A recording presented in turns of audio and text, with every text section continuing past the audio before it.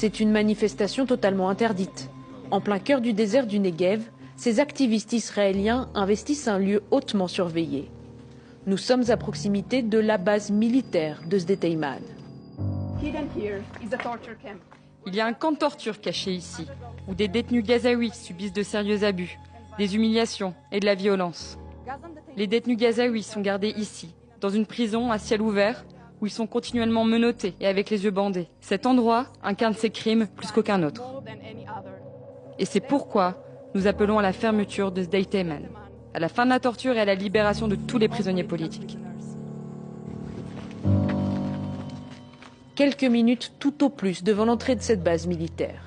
L'armée israélienne a rejeté notre demande de tournage derrière ces murs.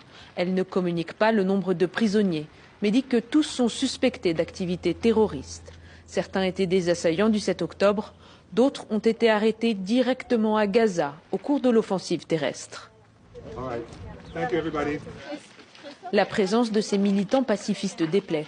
Alors rapidement, ils sont pris à partie.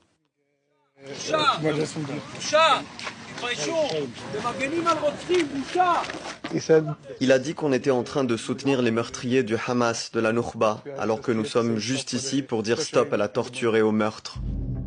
Que se passe-t-il derrière ces barbelés? Combien de prisonniers y a-t-il ici loin des regards? La base est divisée en deux zones distinctes. Ces tentes blanches, au loin, font office d'hôpital temporaire. C'est là que sont gardés les détenus blessés. Sde Teiman officie aussi comme centre de tri des prisonniers. Les détenus apparaissent ici menottés, les yeux bandés. Rares sont ceux qui ont pu rentrer dans la prison militaire. Plus rares encore ceux qui acceptent d'en témoigner. Mais ce médecin spécialiste israélien brise le silence. Il a pu pénétrer quelques heures dans Sde Teiman. Pour sa sécurité, nous dissimulons sa voix et son visage. Tous les patients étaient entravés avec des menottes à chaque bras et jambes accrochés au lit. Ils avaient aussi tous les yeux bandés. Et les quelques patients dont j'ai participé au traitement médical étaient nus et portaient des couches.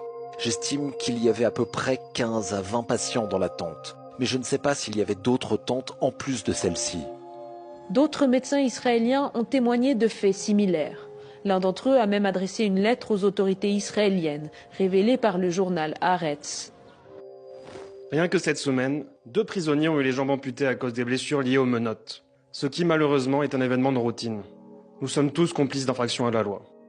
Si on regarde la Convention de Genève, je ne pouvais pas voir de raison pour laquelle les patients de Sde Teiman, ou du moins ceux reconnus coupables d'être membres du Hamas ou du djihad islamique, ne soient pas considérés comme des prisonniers de guerre.